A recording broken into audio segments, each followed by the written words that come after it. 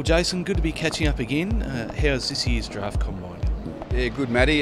Kicked off yesterday with our first full day, and it was just interviews from start to finish. I think we ended up doing about 20 interviews in the end, and it was a really solid day. And the young fellas presented well, and today they kick off with the physical testing into the evening, where we also have some more interviews to take place.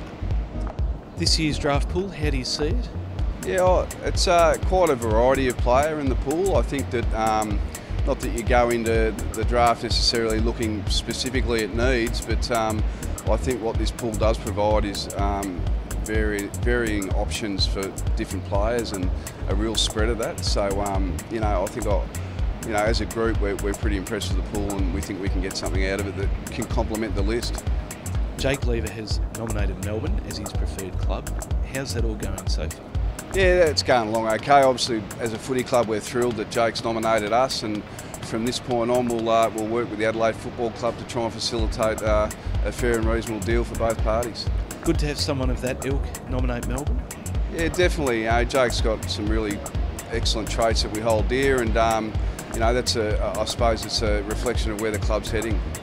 Jake's someone you've tracked pretty closely since his draft days? Yeah, no doubt. I mean, Jake was with the National Academy back in the day, so as all clubs would have had a fair bit to do with him, and followed his progress.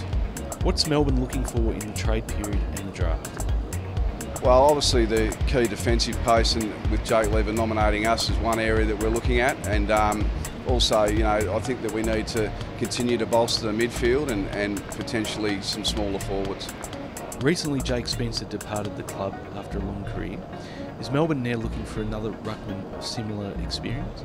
Yeah, that's right. I mean, we've got Mitch King, who's been able to get a solid year under his belt after a knee reconstruction, and he's progressing along okay. And Lockie Filipovic, who had his injuries this year. So, as you said, Matty, that they are young lads, and but we saw last year with Cam Pedersen, he was able to provide some relief in the ruck there for Gorney when Gorney went down. And if the player's there and they're available, and we feel that they can complement our list, we'll look at it, but if not, we'll just continue with what we've got.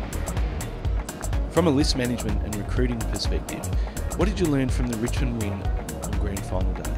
Yeah, clearly, I mean, they had 22 guys on the day, and their VFL side making the grand final as well. They had a list of 44 or 45 that,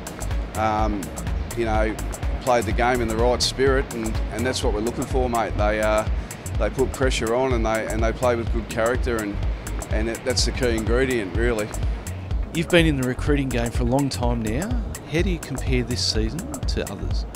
Yeah, I think every year is a little bit the same, but it does seem the workload doesn't stop too much. But I think if you speak to anyone in our group, that we all love what we do and we're passionate about it, and the way the year finished off, we've got a long way to go, mate, and a lot of work to do, and we don't want to be kicking the heels up now. We want to be digging a bit deeper. Jace, thanks very much. Great catching up today, and best luck for the next few weeks. Yeah, no, good as gold. Thanks, mate.